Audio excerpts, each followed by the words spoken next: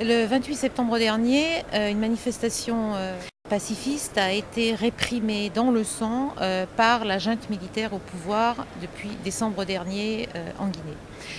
Il faut se rappeler que la Guinée, depuis l'indépendance, n'a connu que des systèmes de dictature au pouvoir.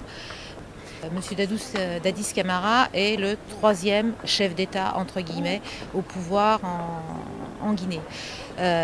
Il a pris le pouvoir à la mort du précédent dictateur en décembre dernier en suscitant un certain espoir dans la société civile guinéenne puisqu'il a fait des tas de promesses. La manifestation du 28 septembre dernier visait à rappeler à Dadis Camara les promesses qu'il avait faites en arrivant au pouvoir. Bien évidemment, une junte militaire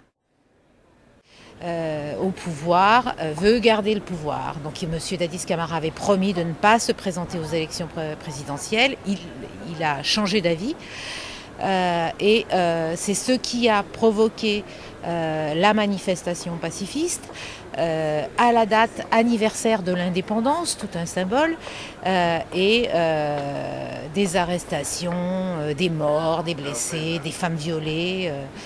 Il y a une situation vraiment épouvantable parce que depuis le 28 septembre, la situation perdure.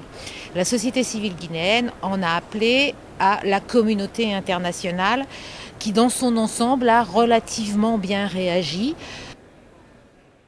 Le gouvernement américain, la Commission, la présidence suédoise du Conseil, mais jusqu'à présent, le Parlement européen est resté étonnamment silencieux.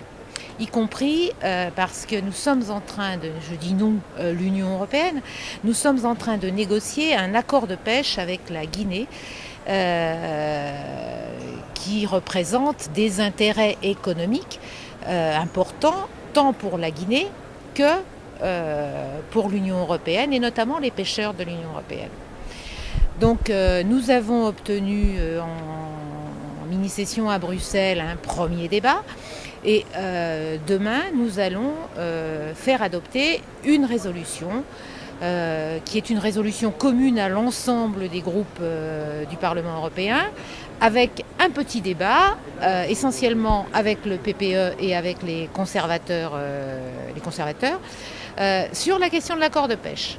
Nous demandons la suspension de l'accord de pêche avec la Guinée, la suspension des négociations, parce que nous pensons que les pressions économiques sont importantes et que les intérêts économiques ne doivent pas passer avant les droits de l'homme.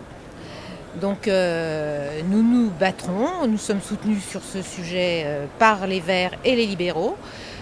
Les socialistes sont un peu plus hésitants, je dois le dire, si j'en crois la réunion à laquelle j'ai participé hier. Donc tout l'enjeu sera de savoir qui votera l'intégralité de la proposition de résolution commune qui sera débattue demain après-midi dans le cadre des débats d'urgence sur les questions des droits de l'homme. Je voudrais insister sur un point concernant la discussion que nous avons avec les conservateurs et le PPE.